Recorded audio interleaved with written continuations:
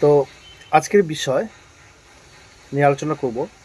বিষয়টা হচ্ছে কি, একজন মানুষ যখন কষ্ট পায় তখন সেই মানুষ কি করবে ভেবে চিনতে পায় না। অনেকে আজকে সেই কষ্টের দিনে ধৈর্যকে ধরতে পারেনি, আর কষ্টের মধ্যে থেকে বেরোতে না পেরে অনেকে কি করে, সুইসাইড করে, আত্মহত্যা করার চেষ্টা করে। কিন্তু শাস্ত্র আমাদেরকে কি করতে বলছে? একজন মানুষ যখন কষ্ট পায় তার উচিত কি করা? তার উচিত হচ্ছে ঈশ্বরের কাছে প্রার্থনা করা, ঈশ্বরের উপর নির্ভর করা। ঈশ্বর এই জীবনটা দিয়েছে, এটাকে আমরা যেন আজকে যারা সুইসাইড করছে বা আত্মহত্যা করে নিজের জীবনকে নষ্ট করে দিচ্ছে, এরকম যেন না করি। এই পৃথিবীতে বাঁচতে হলে কষ্ট দুঃখ তো আসবে, কিন্তু সেই কষ্ট দুঃখের মধ্যে দিয়ে আমাদেরকে জীবন কি করতে হবে? যতদিন এই ঈশ্বর এই পৃথিবীতে রাখবে ততদিন থাকতে হবে। যদি আমরা ঈশ্বরের কাছে প্রার্থনা করি তো সমস্ত দুঃখ কষ্টকে তিনি কি করবেন? দূর করবেন। তাহলে মানুষ আজ কি করছে? কষ্টকে সহ্য করতে না পেরে অনেকে অনেক রকম কাণ্ড করছে। কিন্তু আমরা যদি দেখি গীত সংহিতা তার 107:19 বলছে, সংকটে তাহারা সদা প্রভুর কাছে ক্রন্দন করে, আর তিনি তাহাদিকে কষ্ট হইতে ত্রাণ করেন। তাহলে আমাদের উচিত অনুশোচনা করা, আমাদের সাহায্য করা, যিশুর উদাহরণ অনুসরণ করে ধৈর্য ধরতে শেখা। কারণ কষ্ট ধৈর্য ও চরিত্র গঠন করে, শেষ পর্যন্ত আশার দিকে পরিচালিত হয়। তার মানে ওই কষ্টটা যে আসছে ওটা নিশ্চয়ই কোনো কারণ আছে, যে কারণ থেকে আমরা বেরোলে তারপরে সুখ আছে। সেই সুখটাকে পাওয়ার জন্য এই কষ্টটাকে সহ্য করতে হবে।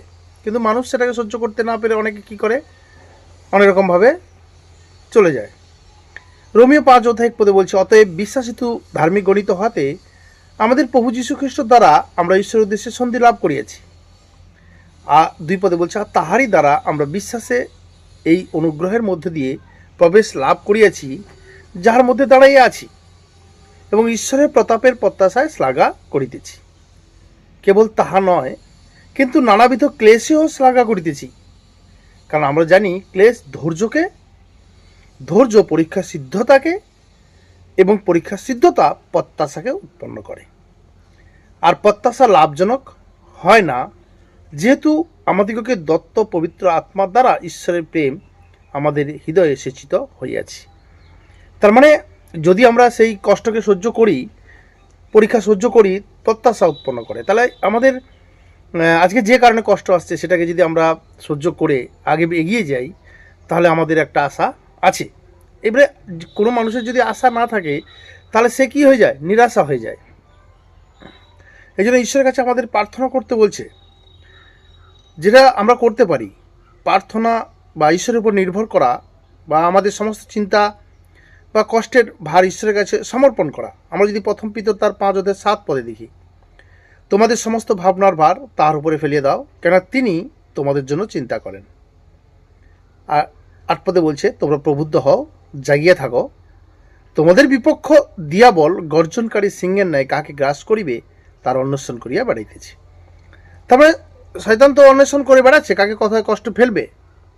কিন্তু আমাদের যদি ভাবনা চিন্তার ভার পরমেশ্বরের উপরে দেই, তাহলে তিনি আমাদের জন্য চিন্তা করেন। তিনি আমাদের সমস্ত চিন্তার ভার তিনি নেবেন, কারণ তিনি আমাদের যত্ন নেন। আমরা যদি দেখি ফিলিপিও তার 4:6-7 দেখি, কোনো বিষয় ভাবিত হইও না, কিন্তু সর্ববিষয়ে প্রার্থনা বিনতি দ্বারা ধন্যবাদ সহকারে তোমাদের যাচ্ছা সকল ঈশ্বরকে জ্ঞাত করো। তাহলে আমাদেরকে যখন কষ্ট আসে, দুঃখ আসে, তখন আমাদেরকে ঈশ্বরকে জানাই। কোনো মানুষকে জানালে কি হবে? কিছুই হবে না। কিন্তু আমরা যেন ঈশ্বরকে জানাই, তাতে সমস্ত চিন্তার অতীত যে ঈশ্বরের শান্তি, তা তোমাদের হৃদয় মন খ্রিস্ট যিশুতে রক্ষা করিবে। তাহলে আজকে সব কিছুর জন্য আমাদেরকে কি করতে হবে? প্রার্থনা করতে হবে। প্রার্থনা যখন করব তখন ঈশ্বর তার শান্তি আর তার ভরসা আমাদের উপরে দেবেন। কারণ দুঃখ কষ্টের কারণ কি? বোঝা। সেই বোঝা থেকে বেরোতে হবে। তার মানে কষ্টকে অপ্রত্যাশিত মনে করে মনে না করে এটি ঈশ্বরের পরিকল্পনার অংশ হিসেবে দেখতে হবে একটা। তার মানে রোমিও তার 5 অধ্যায় 3 পদে বলছে, কেবল তাহা নয় কিন্তু নানাবিধ ক্লেশে ও শ্লাঘা করিতেছি। এখানে বলছে যে অনেক তাড়না আসছে, অনেক রকম কষ্ট আসছে, তবু আমি আনন্দ করছি, কারণ আমি জানি ক্লেশ ধৈর্য পরীক্ষা সিদ্ধতা প্রত্যাশাকে উৎপন্ন করে। তার মানে কষ্ট ধৈর্য তৈরি করে, যা চরিত্র গঠন করে এবং আশা নিয়ে আসে। আমরা একটা উদাহরণ দেখব। যিশু নিজেই দুঃখ ভোগ করেছেন, তাই তার দুঃখের অংশীদার হতে প্রস্তুত থাকুন। তিনি কিভাবে কষ্ট সহ্য করেছেন সেই পথে চলুন। পিতর তার 1 অধ্যায় 2 পদে বলছে, 21 পদে বলছে, 1 পিতর 2 অধ্যায় 21 পদে বলছে, কারণ তোমরা ইহার নিমিত্ত আহত হইয়াছ, কেন খ্রিস্ট তোমাদের নিমিত্ত দুঃখ ভোগ করিলেন, এই বিষয়ে তোমাদের জন্য এক আদর্শ রাখিয়া গিয়াছেন, যেন তোমরা তাহার পদচিহ্নের অনুগমন করো। তিনি পাপ করেন নাই, তার মুখে কোনো ছলও পাওয়া যায় নেই, কিন্তু তিনি নিন্দিত হইলে প্রতিনিন্দা করিতেন না, দুঃখ ভোগালে তর্জন করিতেন না, কিন্তু যিনি ন্যায় অনুসারে বিচার করেন তার উপর ভার রাখিতেন। তিনি আমাদের পাপভার তুলিয়া লইয়া আপনি নিজের দেহে কাষ্ঠের উপরে বহন করিলেন, যেন আমরা পাপের পক্ষে মরিয়া ধার্মিকতার পক্ষে জীবিত হই। তার ক্ষত দ্বারা তোমরা আরোগ্যপ্রাপ্ত হইয়াছ। তাহলে আজ আমরা যেন সমস্ত চিন্তা, সমস্ত কষ্ট, সমস্ত দুঃখের ভার সেই পরমেশ্বরের উপরে দেই, পরমেশ্বর আমাদের জন্য চিন্তা করেন। কোনো কিছু ডিসিশন আমরা নিজের থেকে যেন না নিয়ে নিই। আমরা অনুতপ্ত হওয়া বা ক্ষমা করা, যদি আমরা ভুলের কারণে কষ্ট হয় তবে অনুশোচনা করুন। যদি কেউ কষ্ট দেয় তবে তাকে ক্ষমা করুন। আমাদের দুটো কাজ, একটা হচ্ছে আমি যদি ভুল করে ফেলি অনুশোচনা করতে হবে, আর আমি যদি কারোর প্রতি অন্যায় করে থাকি বা আমার প্রতি কেউ অন্যায় করে থাকে বা আমাকে কষ্ট দেয়, তাকে ক্ষমা করতে হবে। আমরা এফিসীয় তার 4 অধ্যায় 32 পদে, তোমরা পরস্পর মধুর স্বভাব, করুণ চিত্ত হও, পরস্পর ক্ষমা করো, যেমন ঈশ্বর ও খ্রিস্টে তোমাদেরকে ক্ষমা করিয়েছেন। তাহলে প্রভু যেমন আমাকে ক্ষমা করেছেন, আজ কষ্টের দিনে কেউ হয়তো তোমাকে কষ্ট দিচ্ছে, তার জন্য আমি অন্য কোনো সিদ্ধান্ত না নিয়ে আমি তাকে ক্ষমা করা শিখব, কারণ ঈশ্বর আমাকে ক্ষমা করেছেন। আর যদি আমি ভুল করে থাকি তার জন্য আমি অনুতাপ করব, কিন্তু ভুলের কারণে আমি অন্য কোনো ডিসিশন যেন না নিয়ে নিই। অন্যদের সাহায্য করা, তাদের সঙ্গে মেশা, নিজেকে বিচ্ছিন্ন না করে কষ্ট পাওয়া অন্যদের সঙ্গে মিলেমিশে চলা, তাদেরকে শেয়ার করা, তাদেরকে বলা, এটি আপনাকে ঈশ্বরের সান্ত্বনা পেতে সাহায্য করবে।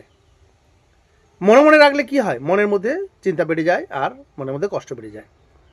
তার মানে আমরা কষ্টকে উপেক্ষা না করে ঈশ্বরের প্রতিজ্ঞাগুলোকে যেন মনোযোগ দিয়ে আমরা শুনি, তাহলে ঈশ্বর আমাদেরকে রক্ষা করবেন। আমরা 2 করিন্থীয় অধ্যায় 3 পদে বলছি, ধন্য আমাদের প্রভু যীশু খ্রিস্টের ঈশ্বর ও পিতা, যিনি করুণার সমষ্টির পিতা ও সমস্ত সান্ত্বনার ঈশ্বর। তাহলে সমস্ত সান্ত্বনার ঈশ্বর আমাদের পরমেশ্বর, তিনি আমাদেরকে সান্ত্বনা দেন।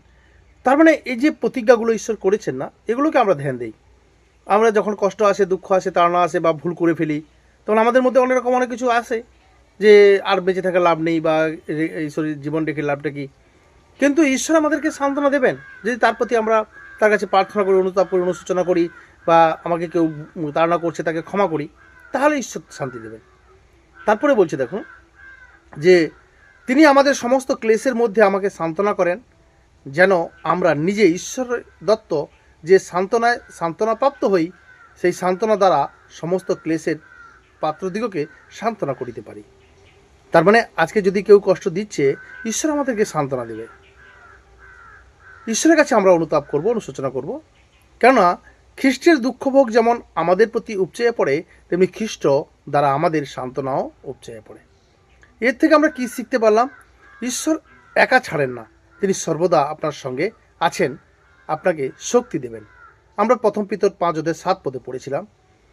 তারপরে আমরা এর থেকে আরও শিখতে পারলাম যে সান্ত্বনাকারী ঈশ্বর সবসময় তিনি আমাদের সঙ্গে আছেন এবং আমাদের সান্ত্বনা দিচ্ছেন। তিনি নিজেই দুঃখ ভোগ করেছেন যাতে আমি কষ্ট না পাই, আমি দুঃখ না পাই। তাহলে আজকে আমরা এটা শিখলাম যে প্রত্যেকটা মুহূর্তে নিজেকে কষ্ট দুঃখ না দিয়ে আমরা যেন ঈশ্বরের কাছে প্রার্থনা করি, ঈশ্বরের কাছে আমরা যাত্রা করি আর সমস্ত কষ্ট থেকে ঈশ্বর বের করে আনবেন।